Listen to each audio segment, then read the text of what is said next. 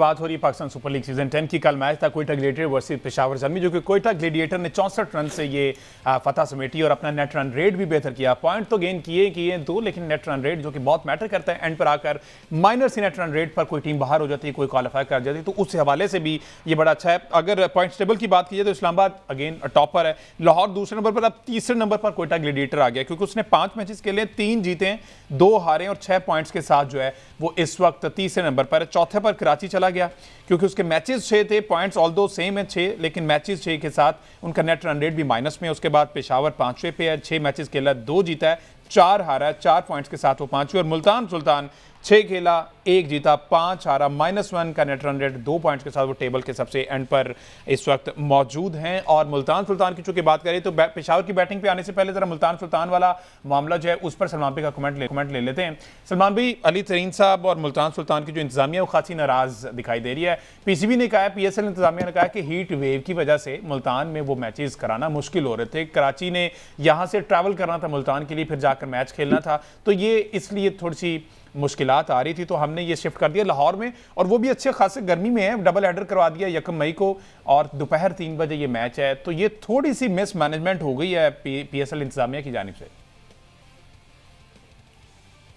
देखें हमजा, ऑब्वियसली मुल्तान की टीम ने एक्सपेक्ट किया होगा कि होम क्राउड के सामने मैच खेलेंगे, और जाहिर है वहाँ पर उनका रिकॉर्ड बहुत अच्छा है, तो और वो इस वक्त जिस हालात में है इस PSL में सबसे नीचे है, उनकी टीम एक ही मैच जीती है अभी तक।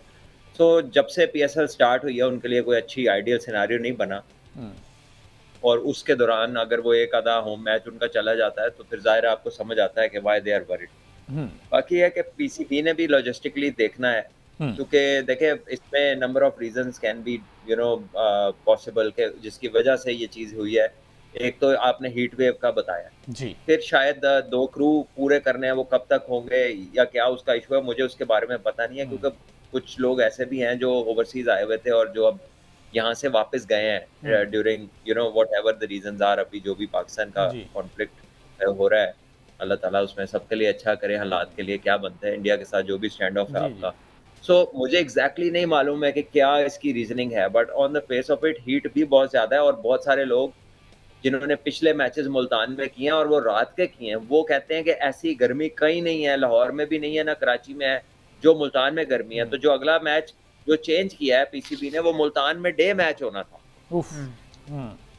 तो शायद जाहिर है वहाँ पर लॉजिस्टिकली जो है कुछ लोगों को बड़ा इशू भी हो सकता था उस हीट के अंदर काम करने का, तो हो सकता है इसी वजह से PCB ने उनको उनकी कंफर्ट को देखते हुए किया हुआ, और प्लेयर्स भी उसमें शामिल होंगे। खाली ये नहीं है कि जो है सिर्फ एक कह लें कि लॉजिस्टिकली है, इसमें प्लेयर्स की भी कंफर्ट को देखा होगा, क्योंकि बैक टू बैक क्रिकेट है। गर्मी तो लाहौर में भी दिन में बहुत है, लेकिन जाहिर है मुल्तान की गर्मी जो है वो लाहौर से ज़्यादा है। बिल्कुल ऐसी है, बिल्कुल ऐसी। जी अहमद। अच्छा, मेरा ख्याल है इसमें शायद कोई ऐसी बुराई नहीं है, पॉलिसीज़ के अंदर इतना रिजिड भी नहीं होना चाहिए कि अगर टूर्नामेंट के दौरान आपको कोई ऐसी अरेंजमेंट करनी पड़े, तो मेरा ख्याल है कि उसमें कोई ऐसा मसला नहीं है। लाहौर का मौसम कंपैरेटिवली यहाँ बेहतर है मुल्तान से, और जो दिन का दूसरा हिस्सा है वो लाहौर में ज़्यादा खुशगवार भी होता है मुल्तान के निस्बत।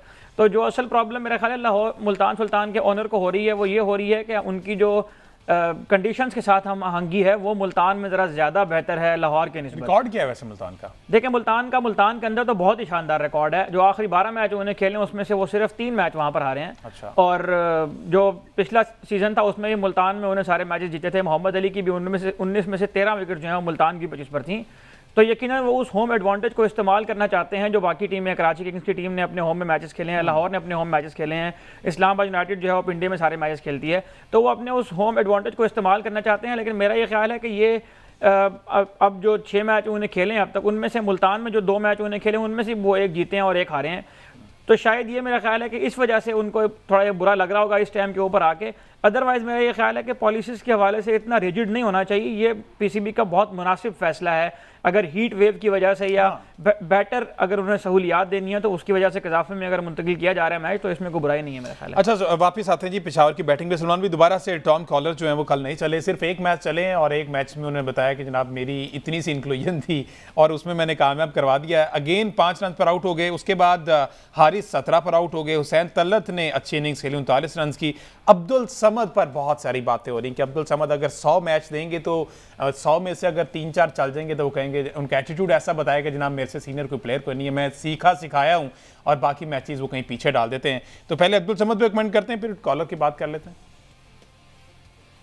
देखिए, जैसे मैंने कहा, कल का पिच जो है ना वो खासा मुश्किल था, और ये जो बिग हिटर्स होते हैं ना, ये जितना पिच अच्छा हो, जितना पिच सीधा हो, थ्रू द लाइन हिट मार सकते हो, पहले से आपको पता हो कि गेंद ने इधर उधर नहीं होना, तो उतनी आपकी ये वाली जो हिटिंग है ना ये आसान हो जाती है। जैसे जैसे पिच के हालात मुश्किल होते जाते हैं, वहां पर मूवमेंट हो, स्पिन हो या वेरिएशन हो, और बाउंस में वेरिएशन होना तो सबसे मुश्किल पिच होता है। ऐसे पिचेस पे तो फिर यही होता है कि कोई लग गई, ना लगी ना लगी। तो यहाँ पे प्रॉपर बैटिंग करने वालों को भी मुश्किलात होती हैं, क्योंकि इधर गेंद लग सकता है। तो जो फियर फैक्टर ओवरकम करना है ना, ये हर एक के बस की बात नहीं होती। कल वो जब शॉट खेले हैं तो वो कट मारने जा रहे थे, और बॉल मूव होके थोड़ा एक्स्ट्रा बाउंस हुआ, बॉल उनके हाथ पे लग के गया, उनके ग्लव्स पे लग के बॉल गया जिसको वो कट मारना चाह रहे थे। तो आप अंदाजा लगा लें कि जो पिच है वो किस किस्म का होगा, उस पे मूवमेंट भी थी। तो ऐसे पिच पे उनके इतने रन्स करने की प्रोबेबिलिटी वैसे भी कम थी, और क्वेटा ने जो बॉलिंग खिलाई हुई थी उसमें फास्ट बॉलिंग का एस्पेक्ट ज्यादा था, जिसको इस पिच के ऊपर खासा एडवांटेज था। अच्छा वैसे साहब, एक तरफ तो बात होती है मिच ओवन ओपनिंग किया करते हैं कहीं पे, और ये कल उनके 7वें नंबर पर भेजा है, तो ये इसकी भी ज़रूरत अकॉर्डिंग टू सिचुएशन इन्हें पेश आई। लेकिन इस पर हम पहले ही बात कर चुके हैं। मिच ओवन जो है वो मतलब BBL में एक सीज़न ऐसा था जिसमें वो ओपनर खेले हैं, उसमें वो पूरा सीज़न ओपनर खेले हैं, वो सीज़न वो जीते भी हैं हॉबर्ट हुरिकेन्स के साथ, ये बात बिल्कुल ठीक है। लेकिन जो उनका क्लब क्रिकेट है पूरी, और जो उनकी फर्स्ट क्लास क्रिकेट है, उसमें ये इनको तैयार किया गया था दूसरा जो नया बॉल आता है उसको खेलने के लिए। तो यहाँ पर हमारे यहाँ जाहिर है कि फैक्ट्रियाँ बहुत सारी खुली हुई हैं, लोगों के पास जो है वो बातें बहुत सारी हैं करने के लिए। तो फिर इतनी सारी बातों में लोग इस बात को फ्लोट कर रहे हैं कि बाबर आजम की वजह से जो है वो मिच ओवन ओपनिंग नहीं कर पा रहे हैं। तो इतने सारे प्लेयर जो है वो ज़ल्मी में वैसे ही 4-5 खिलाड़ी में रखे हुए हैं ओपनिंग करने के लिए, तो एक टाइम पे अब इतने प्लेयर तो नहीं ना ओपनर आ सकते। फिर दूसरी बात यह है कि जाहिर है कि टीम की ज़रूरियात होती हैं। जब टीम मैच हार जाए ना, तो फिर आप आगे ये नहीं कहते कि आपने 6 नंबर के बैट्समैन को पहले नंबर पे खिलाया था। फिर तो ये बात होती है कि आपकी टीम की जो शॉर्ट कमिंग्स थी वो क्या थी। तो बात यह है कि मिच ओवन जहां भी खेल रहे हैं, 6 नंबर पे खेल रहे हैं, 7वें नंबर पे खेल रहे हैं, वो ऊपर भी आ जाए, मेरा ख्याल है वो एक मैच में 3 नंबर पर बैटिंग करने भी आए हैं, वहां पर भी वो रन नहीं कर पाए।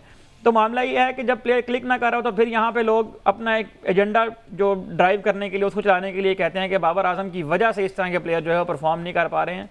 तो हम इस पे पहले भी काफ़ी सारी बात कर चुके हैं, उनके रिकॉर्ड सारे उठा के देख लें, 20% 25% क्रिकेट जो है वो उन्होंने नंबर 1 पे खेली है, बाकी सारे नंबर 6 पे खेली है उन्होंने। अच्छा, ये फ़हीम अशरफ का थोड़ा सा ट्रैक रिकॉर्ड बता दें मुझे। ये PSL में इन्होंने कल 5 कितने इनके? फ़हीम अशरफ का ये PSL में दूसरा 5 था, ओवरऑल ये 15th 5 था PSL में। इससे पहले फ़हीम अशरफ ने एक मैच में 6 आउट किए 2019 के एडिशन में, और इस टूर्नामेंट में फ़हीम अशरफ ने पहली बार कल जो है वो विकेट लेना शुरू की हैं।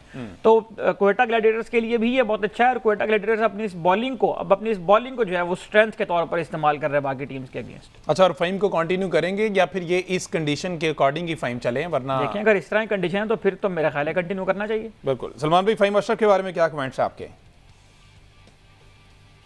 देखेंगे, उनके कॉन्फिडेंस को डेफिनेटली इससे बहुत फायदा पहुंचेगा, और एक परफॉर्मेंस जब होती है और बड़ी परफॉर्मेंस होती है, तो आपकी बॉडी लैंग्वेज में, आपके वे ऑफ थिंकिंग में तब्दीली नजर आती है, क्योंकि आप एतमाद फील करते हैं। सो आई थिंक वो कॉन्फिडेंस से definitely will be a better player, will be in a better mindset कि अगले मैचेस में वो और अच्छा कर सकता है। और आगे जो मैचेस हैं लाहौर में, अभी उनके 2-4 मैचेस, तो इधर तो पिचेस जैसी नजर आ रही हैं, उन्हें मजीद सपोर्ट मिलेगी। अच्छा, आमिर ने कल 3 ओवर करवाए 18 रन। आपने पहले कहा कि आमिर जैसा मंझा हुआ बॉलर वो समझ कर बॉल करता है। पोस्ट मैच प्रेस कॉन्फ्रेंस में उन्होंने कहा, बाबर से रिलेटेड उनसे क्वेश्चन किया गया कि दूसरी मरतबा इस सीजन में आपने उन्हें आउट किया है। उन्होंने एडमायर किया कि बाबर बड़ा खिलाड़ी है, अलग से कुछ नहीं होता मेरे लिए, उसके एक प्लान है।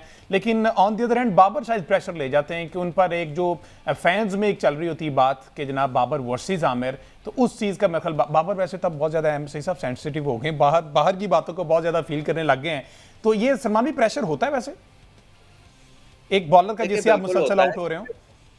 जी, ये वो प्लेयर्स हैं जो कोई मेंटली आपको बहुत ज्यादा स्ट्रांग नहीं लगते।